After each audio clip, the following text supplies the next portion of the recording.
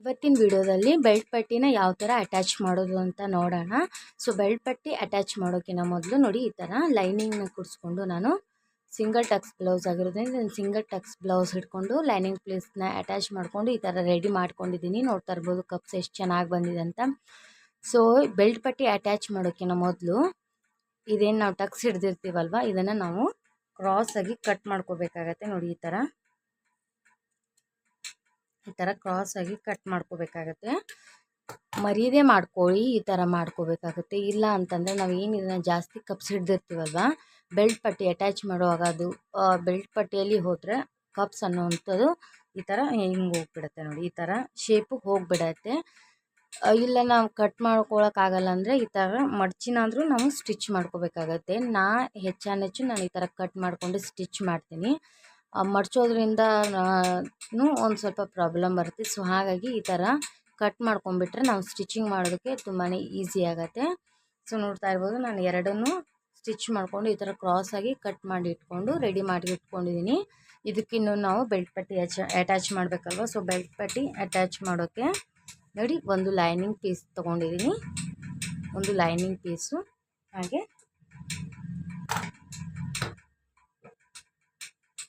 ನೋಡ್ತಾ ಇರ್ಬೋದು main cloth ಎರಡನ್ನು ಕ್ರಾಸಾಗಿ ಕಟ್ ಮಾಡಿ ಇಟ್ಕೊಂಡು ತೊಗೊಂಡಿದ್ದೀನಿ. ಸೊ ಇದನ್ನು ನಾವು ಇದಕ್ಕೆ ಅಟ್ಯಾಚ್ ಮಾಡಬೇಕು ಅನ್ನೋದಾದರೆ ಮೊದಲಿಗೆ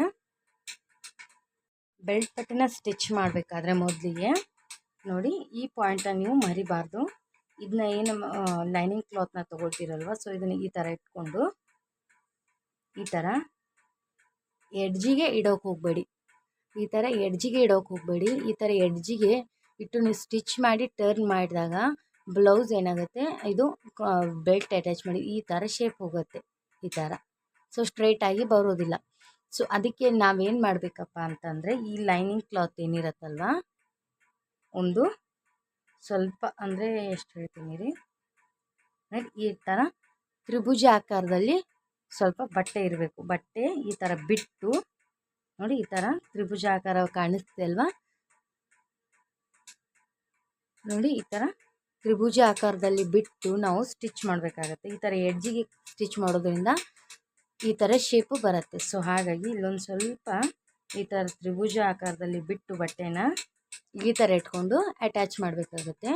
ಸೊ ಇದ್ರ ಮೇಲೆ ನಾವು ಮೇನ್ ಕ್ಲಾತ್ನೂ ಕೂಡ ಇಟ್ಟು ಸ್ಟಿಚ್ ಮಾಡಬೇಕಾಗುತ್ತೆ. ಈ ಥರ ಇದನ್ನು ಕೂಡ ಹೀಗೆ ತ್ರಿಭುಜದ ಆಕಾರದಲ್ಲಿ ಒಂದು ಸ್ವಲ್ಪ ಬಟ್ಟೆ ಬಿಟ್ಟು ನಾವು ಸ್ಟಿಚ್ ಮಾಡ್ಕೊಳಕ್ಕಾಗತ್ತೆ.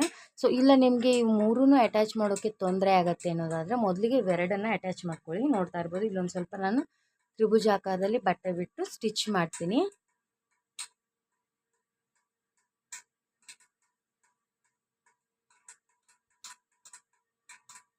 ಈ ಥರ ಇಟ್ಟು ಸ್ಟಿಚ್ ಮಾಡ್ತೀನಿ.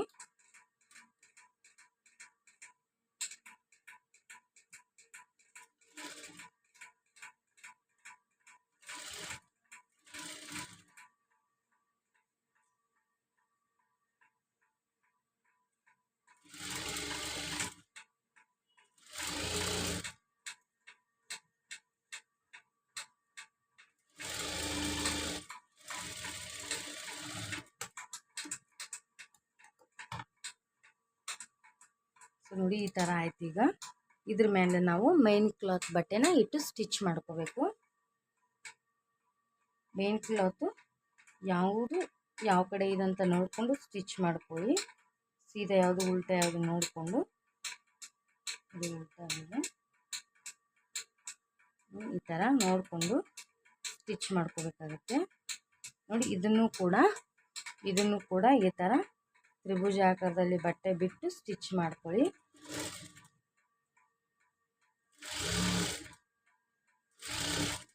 ಇಲ್ಲ ನಾವು ಸ್ಟಿಚ್ ಮಾಡ್ತೀವಿ ಅನ್ನೋದಾದರೆ ಮೂರು ಕೂಡ ಒಮ್ಮೆ ತಗೊಂಡು ಸ್ಟಿಚ್ ಮಾಡ್ಕೋಬೋದು. ನೋಡಿ ಈ ಥರ ಸ್ಟಿಚ್ ಮಾಡ್ಕೋಬೇಕು.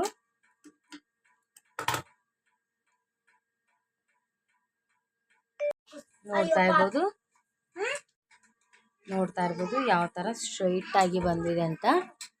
ಸೊ ನೋಡ್ತಾ ಇರ್ಬೋದು ಎಲ್ಲೂ ಕೂಡ ಈ ಥರ ನೋಡಿ ಈ ಥರ ಕ್ರಾಸಾಗಿ ಬಂದಿಲ್ಲ, ಬಟ್ಟೆ ಸ್ಟ್ರೈಟಾಗಿ ಬಂದಿದೆ.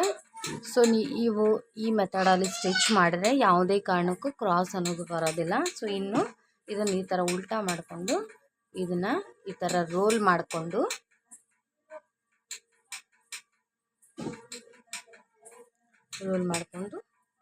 ಇವನ್ನ ಎರಡನ್ನು ಸ್ಟಿಚ್ ಮಾಡ್ಕೋಬೇಕು.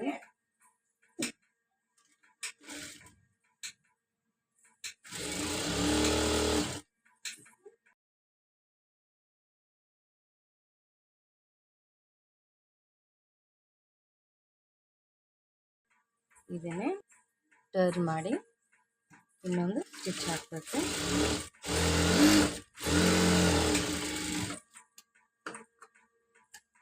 ಇದನ್ನು ನಾವೀಗ ಸೀದಾ ಮಾಡ್ಕೊಳ್ಳೋಣ.